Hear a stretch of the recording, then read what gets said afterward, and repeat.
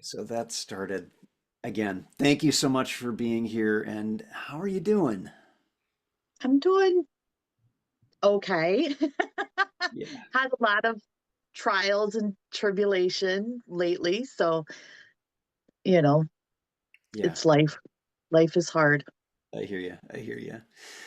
Well, what we're going to do today is I have about a dozen questions for you. Okay.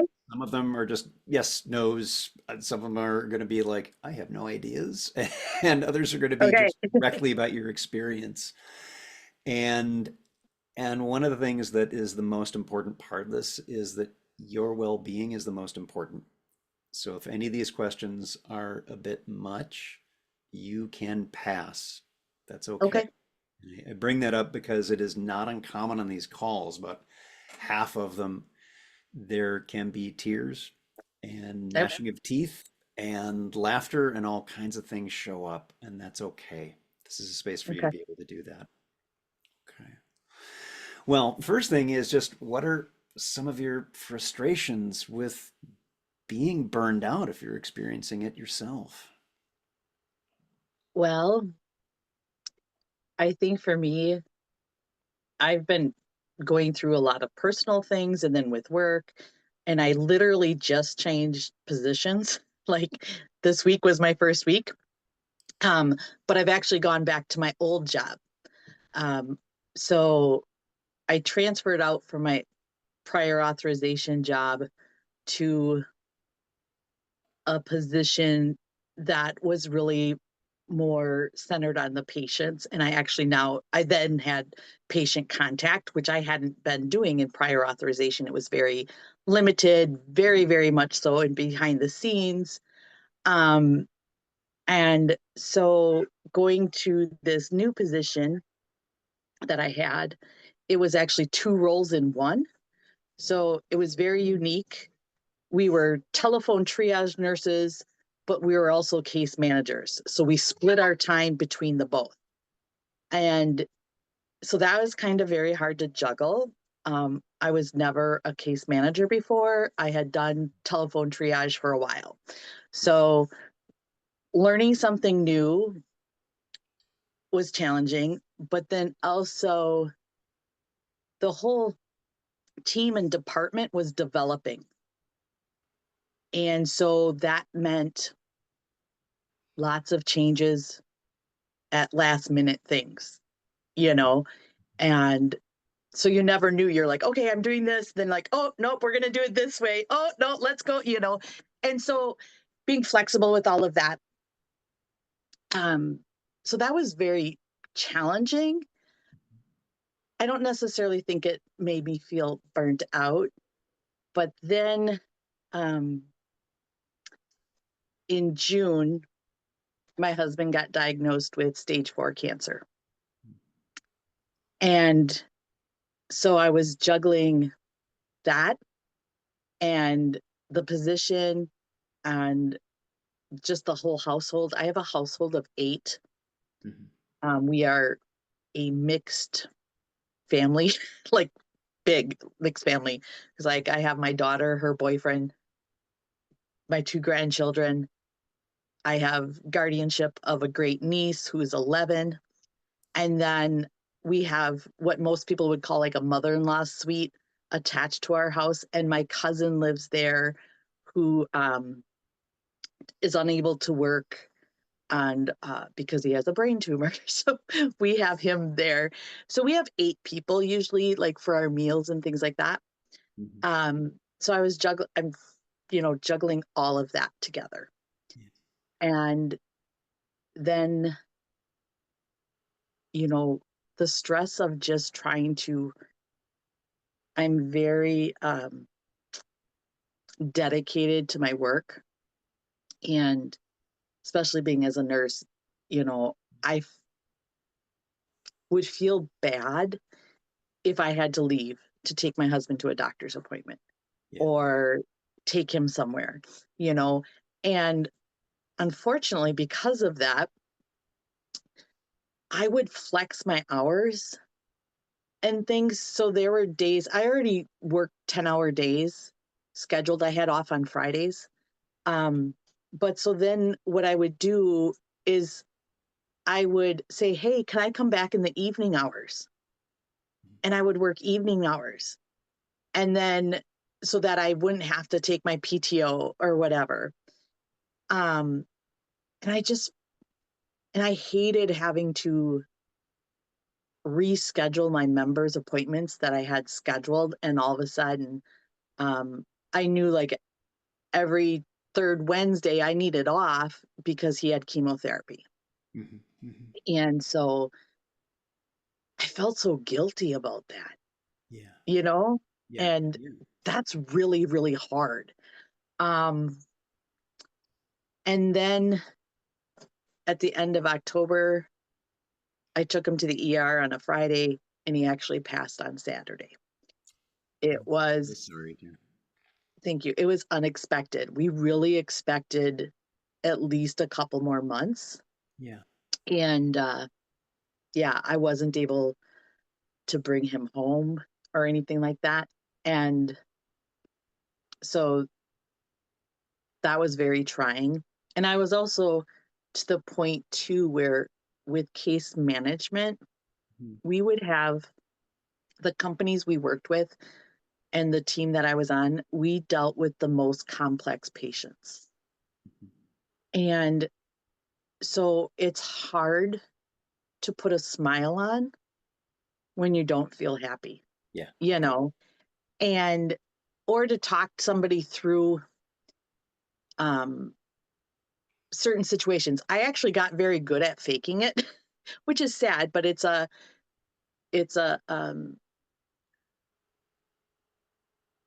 fallback resource, I guess, Yeah. that you learn very on young, that you fake it and you just say everything's okay. Um, but it When just it's made it not. that much harder afterwards. And Vicky, with this very significant change for you and this loss, and again, I'm sorry. I'm so sorry thank you. about this. Yeah. So Two it was just things. Are you hard. first, are you okay still talking Yeah. now? And how can how can I support you in this moment with what you're going through? Actually, talking about it for me makes it easier, you know, and I would find like when I was really stressed out, I did talk to my supervisor and I said, I was very upfront. I said, I have a hard time. I'm having a hard time talking to some of my members.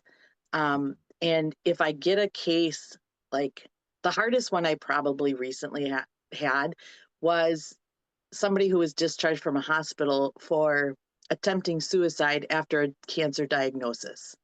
Yeah. And I was like, I don't know how to talk to this person. So if I actually have to talk to her, I will. I'll try to get her basic intake stuff, but I can't keep her, Yeah. you know? And they were okay with that. So I was like, okay, I can at least make that first call, but I'm not going to get into really in depth with her because I knew I couldn't handle it, Yeah. And you that's an know? appropriate boundary to set and an acknowledgement of here's where the limit is for me with what I'm going through right now. That Yeah. was the right choice, Vicky. Yeah. That was the right choice. And so I will say, I took your mindfulness courses, Yeah. absolutely love them. And um, so even after that, I found myself thinking of things differently, and making sure that I was like in the moment and um, taking the time for myself and just to step back, Yeah. which before, like even, 2, 3 years ago, I wouldn't have done, you know. Um, and so all of that together has really helped. And I'm also a planner. I hate things at the last minute. Me too.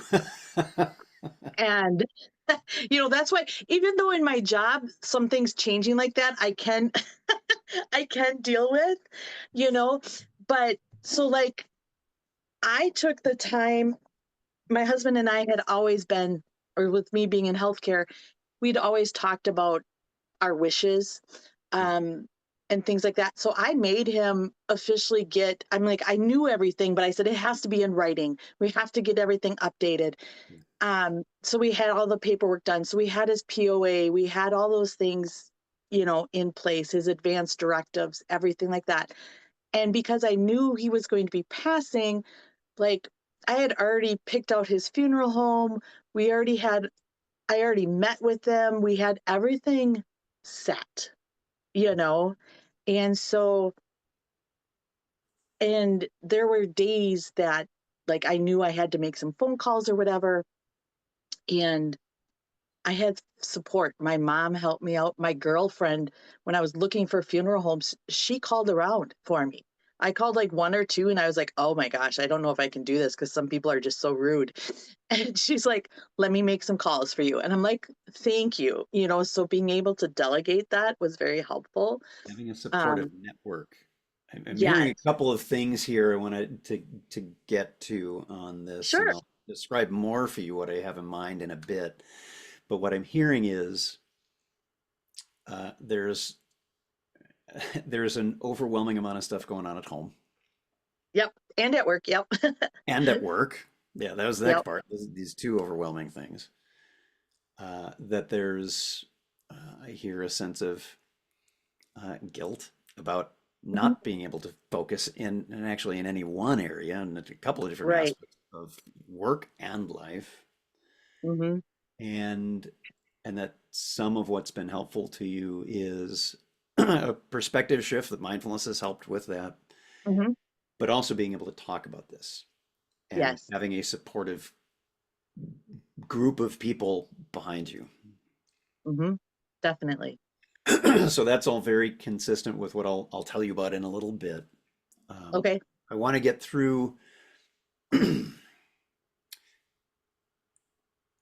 going to kind of narrow us down to a couple of Sure. questions about whether you looked up nurse burnout or found any resources. I know you took the mindfulness courses. Hmm. What other kinds of things have you been doing to support yourself when you're going through these difficult times? Well, I think lately, unfortunately, because I'm also a type 2 diabetic, um, and I had been doing really, really well. My blood sugars are still 99% in range. However, like this past month, right, even right before he's passed, I would find myself stress eating, which I mentally I know it. And then afterwards I would feel guilty about it, but Yeah. yet I couldn't stop myself, And here's the guilt you again. know? Yeah. Yeah. Yes. Yeah. And it's like, I know what I'm doing, but it was like, it's like eating those comfort foods um, or having jelly beans or a piece of chocolate or I'm hearing whatever, because the difficulty of not an awareness of helpful coping mechanisms. You already know that. It's right. actually following those helpful Yes. coping mechanisms is key. Yes. Yeah. You And know, that's perfectly understandable and normal when in a state of overwhelm. That happens. yeah. And that's part of And what I'm building is ways to recognize, how can yeah, I shift from, gosh, jelly babies, that whole bag of them looks great right now, to right. maybe some broccoli or whatever it Yeah. is, something else. Yeah. I could tell you right now, this is kind of funny. So on the left side of my desk is a bag of jelly beans. Hmm. Okay. On the right side of my desk is a bag of veggie chips. Hmm. So I have my healthier snack and my unhealthy. Um, and I also have my protein shake. Yeah.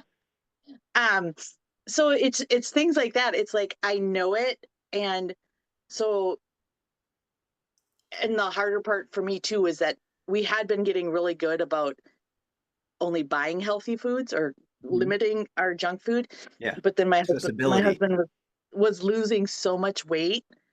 They Yeah. said anything he wants, he got. Hmm. And so it was all of a sudden these big bags of candy, these Yeah. the protein shakes with lots of calories. We were just trying Yeah. to pack everything on. So it's like, you know, if you don't have it in the house, it's a lot easier. Yeah. Yeah. Um, but then when it's there, When I had colon cancer and had had my surgeries for that, I'm the first person in my family to survive colon cancer. Having nice. gone through this, Congratulations. and it was thanks, boost for me was Yep. what I had Yep. You read. like that one better. Yep. Yeah. So have you taken any courses or programs or classes to help with burnout and overwhelm? I started the burnout ones, Mhm. and I think that's when you left. And unfortunately, I wasn't able to get back onto the other ones to Okay. finish it. Um, and so that was helpful. And I also did, not this year, but in the past, I had done the bonfires. Do you remember those Mm-mm. that they had? Um, I think they were led by a reverend, whatever, but it was kind of like taking some of your things and just throwing it into the fire and letting it Yeah. go and Okay. something like that, you know. Got it. Yep. Um, so doing some of that, and then once my husband was diagnosed, I did not reach out to EAP because I'm just not comfortable with that. And they don't have any, Um, they don't have any, what I'm hearing is they don't have any therapists who are available in network anyway. so, but I did pick my own case manager Hmm. because I have the United Healthcare insurance, and I knew that was a benefit that I had. Yeah. And since I actually worked with the team, I Sure. actually got to pick who I wanted. Um, so that was helpful. And she still, you know, we still have our scheduled appointments. Um, and just talking through some of the things and being there. And then I also have um I go through one of the wellness coaches as Hmm. well, and I meet with her monthly as well. Okay. So with that, um, we're talking about, you know, stress management and different things. And for me, it was also sleep. Hmm. I was not sleeping well, you Yeah. know. Um, and so one of the things I have done is I did download that Calm app. Hmm. And I really like that so that when I wake up in during the night, now I find that I like the stories Hmm. better. So, and most of them are less than a half hour. So I'll put on one of those and then I'll actually be able to fall back asleep. And so like I look at my phone for a minute, turn that on and then set it down. Um, and that's been helping so that Okay. I can go back to sleep. So So if that's you, been really nice. okay, so with, and I'll describe to you what I have in mind, but I still want to hear from you on a couple things. Let's say you've got a magic wand and Okay. and you can make sure that when there's a program to help with burnout, Uh-huh. this work-life balance stuff and all the overwhelm and all the various effects that you're running into, you could wave a magic wand and make sure that here's what has to be included in that. What has to be included in that? One time to be able to take that deep breath. Oh, that's another thing I signed up for. I do the once a month breathing exercises. Um, but to take that time to step back if you're working, to step back, or even in your daily life, you Yeah. know, to take that minute or two to step back and to get refocused. Um, and then also I have to, this is hard. Um, one, allow myself to be sad or Yeah. angry or mad, Yeah. you know, and actually show those emotions instead of hiding them. Because I think while I'm at work and I hide those, I don't want to take it out on somebody else, Right. if I'm frustrated or whatever. So, if I had a better time to, and they've been pretty good, but I think it should be for all people, not just somebody who feels that they're having that. Just when you feel like you're having that frustration or lots of emotion, whatever it could be caused by, to take that 5-10 minutes to step away from your computer or whatever you're doing, take a walk, just deep breathe, whatever it is.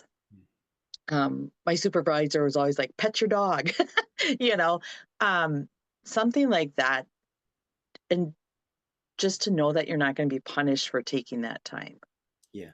or having it being held against you. Yeah, and that's the psychological safety is what that speaks Yeah. to, the ability to be human, and that's Yeah. okay. It might not be comfortable, but it's okay.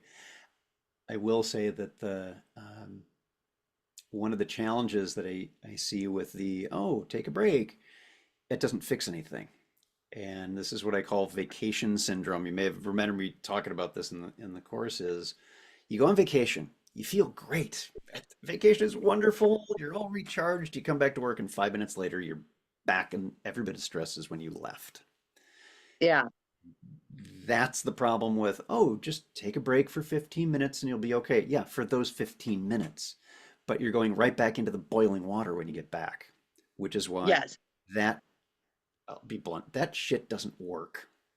And that's not Okay. what I'm building because what I am building, and this is part of the burnout course, is changing the conditions that are causing burnout in the first place. And that's things like psychological safety, making sure that you can take care of yourself. It may not always be Hmm. comfortable, but you can work with guilt and maybe not feel that. That you can maybe have a balance of your work so that you don't have to walk away from it and then step back into the soup and be every bit as burned out as before you took the walk. Right. That's what part of what I'm working on. I have one more question that I want to describe a little bit what I have in mind so far and then open it up to any Okay. questions you've got if you have a few minutes to hang around because I want to be cognizant of time. So last question, it's a fill in the blank. Okay. It's a few blanks. Let me read the sentence a couple times and I'll describe it. I want to go from to so that. I want to go from whatever burnout's like to whatever not being burnout is like so that what are the outcomes of not being burned out? I want to go Okay. from to so that. I want to co- come to from a high stress level, I guess, to a consistent lower level of stress Uh-huh. so that I can enjoy my work and my family. Yeah, beautifully said, Vicki. Truly, beautifully said. Because that's the nutshell. Is being able to reconnect with your passion for nursing, your patients, for helping Hmm. others, and also your personal life. This is something that's consistently coming up: is how much it's affecting the personal life. And Yes. every single conversation I've had, that's there. And I love that you use the word consistent because that's the key. Yes. Because otherwise, if it's just like once or twice, Yeah, it's not. It needs to be more than that, you right. know? So what I have in mind is I will be building a course. Okay. It will be there will be some elements. Mindfulness will be part of it because that's the engine, and you've experienced this, so I don't need Yeah. to I don't need to convince you of it. You've experienced that for yourself. That's going to be part of it. And the first time through this course will be done live. I'm hoping early 2025. So hopefully in a few months I'll have that Okay. first version available. And after the learnings from that first session, I will build this as an on-demand course. So self-paced, you don't need to worry about I have to be at this spot at 7 o'clock or 2 o'clock or what. It's you take it on your own. That's nice. But here's the thing, I'm not a big fan of self-paced courses because people don't take them. They Oh, okay. sign up for them with the best of intentions and don't actually do them, which is why the other part of this is I will be building a community of nurses, for nurses, by nurses, where we will have regular live online get-togethers that if you can't attend those, it's okay. We're going to record those. But this addresses that support thing you were talking about, being able to talk with others who are Mhm. also going through their own stuff and not just as a misery loves company way, but a, okay, what do we do about it? Yes. Finding that collaborative engagement with others who get it, who are in the same boat. So that's most of my energy once the program is stood up is going to shift to that lifetime access to that community. That once you, it's Okay. not just you register for a program and then the program's done and you're on your own. It's like, no, no, no. You take this program and you're part of this community that continues to have live stuff and the ability for you to connect with others and get support always, that it doesn't end at the end of the course. Right. That's what I have in mind. Okay. Does that sound like that's something that would be helpful? Yes, because now with it being live, is it like video live or just like a Teams live, where you just have your little icon but you don't have to show your face? Video live. People will have the choice of being on camera or not. It's entirely Okay. up to the people joining. I would encourage people to have their camera because it's nice to see people. And it's a Yeah. difference right now, us being able to see each other that enhances connection. Right. But Yeah. not everyone is always feeling like being on camera. So that's a choice that people will get to make. It's probably would start as uh, monthly get-togethers and webinars. But my hope is that over time, as more and more nurses take this program and join the community, that different specialties show up, that Okay. ER nurses have their own special interest group and maybe geographic, hey, we're going to have a get together for everyone in Atlanta at Okay. that kind of Yeah. stuff will grow from Okay. that. You always have access to it. Yeah. That's nice. Okay. What questions do you have for me about any of this? Not I just really appreciate the fact that you still continue to reach out, to some of us and things like that. Because I found them all, the ones that I was able to attend, and then if I wasn't able to attend, I did go back um, and look at them and do them. Although I never submitted my CEUs, I will admit that. Oh, that's one other thing I want to add into this. I'm working to have CEUs included as Okay. part of this course. Okay. Yeah. I mean, I don't need them, but I'm always, I guess, to just looking for more ways to enrich myself and, as I always say, increase my toolbox, Yeah. put more tools in that toolbox.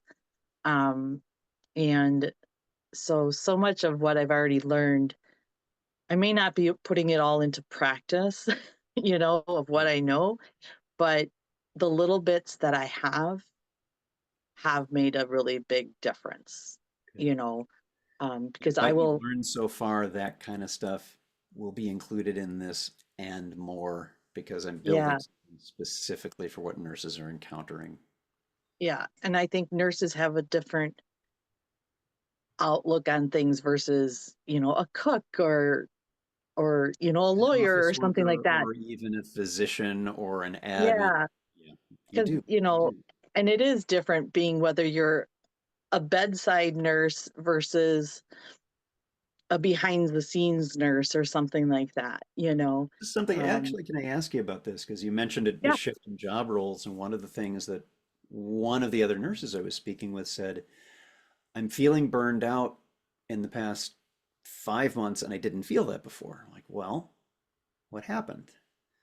Oh, looking back, well, I did change jobs. I'm like, tell me about that. I'm like, well, I used to work directly with the patients, And I love that. And that was fulfilling. I could make a difference. And that's what Uh-huh. brought me to nursing in the first place. And then I took a job that's management and administration, and I have no connection with the clients. I'm like, you just answered your own question Yeah. about your burnout. How is it for you? Was there a fulfillment in working with the patients and making a difference with them? So I did love that part of it with the case management stuff. Yeah, I mean, because I was speaking with members again directly, and you knew you were making an immediate impact. yeah, Doing prior authorizations, I do DME prior authorizations. So that means I'm approving wheelchairs, prosthetics, enteral feedings, mhm, braces, and things like that for members. And it's very rare now that we actually talk to the members. But I have talked to a couple of them on different days. And on doing this position, I do have a Saturday, and sometimes we need somebody for a half a day during a holiday. And I typically volunteer for those because if I get to call a patient and I get to tell them that something was approved and it's a holiday, they are like ecstatic. They're yeah. like, You oh get to my make a gosh, I have been difference. waiting for Yeah, this, making a difference. And Yeah, so even though I don't get that all the time, I know that I am still making a big difference. yeah, yeah. And um, it's just not always direct. So that's what a thing I was always told when I was precepting new nurses. I was like, if you are somebody who wants to see that validation, or to feel that I am really making an impact and to have somebody validate you on a routine basis, doing something behind the scenes is not for you, Yeah. Yeah. you You know? already know this. Yeah. Yeah. Yeah. Yeah. And so I've had both parts of it, but, and I think coming back to my old job then, I knew I could handle it. It wasn't something that's going to be constantly changing or dealing with other people's emotions. Hmm. And so for me right now, that's what I need, Yeah. you know? Yeah. So Yeah. as hard as it was that I really loved my other job, my position, I knew I had to do this for myself. If I wanted to keep my mental sanity, I guess it's the only way to put it, because I didn't want to get to the point where there's nothing worse than a nurse ratchet. Hmm. Yeah. I didn't want Yes. to be I didn't want to be rude, Yeah. and I don't want to come off as one of those cranky old nurses that have been nursing too long and they forget why they got into it. Yeah, exactly. And that's what this is about, is changing that for those who've been ratchetized Yeah, and preventing it in the first place for those who are on that course and I don't want to end up that way. right. I Yeah. don't want to end up that way, That's what you this know. is about. And really building in what you had with the mindfulness course, more of that and more of the tools that are not just mindfulness, but ways in which you have a portfolio of options of how you not just take care of yourself, Hmm. but your change of how you engage with whoever it is you're working with, whether you're a back Yeah, end or right with clients. That's part of yeah, this. perfect. Okay. Well, if I don't disappear at the end Okay. of this call, we'll keep in touch. If you have other questions that come up, you got my email address. Send Yeah. me a note, let me know. And if you could, please, if you know of other nurses who are at risk for burnout or they're experiencing it now, they're on their way to being ratchetized. Uh, That's going send to be a them new term, right? send them that email. That's a great term. I write that one down. Send them that email. Okay. I want to get 50 of these conversations done. And Okay. then that's until I get that done, I can't build the program. And Right. that's the biggest slowing down point to making this available and helping nurses. Wonderful. I Okay. might have a few in mind. Vicki, thank you so much for your time today. I really Thank you. appreciate it. And if you just want to talk, because right now you're going through a lot, let me Hmm. know. I'm here for you. Okay. Thank you. I appreciate that. All Okay. right. All right. Have a Take good care. rest of your day. Thanks so Okay. much. Bye Thanks. bye. Bye.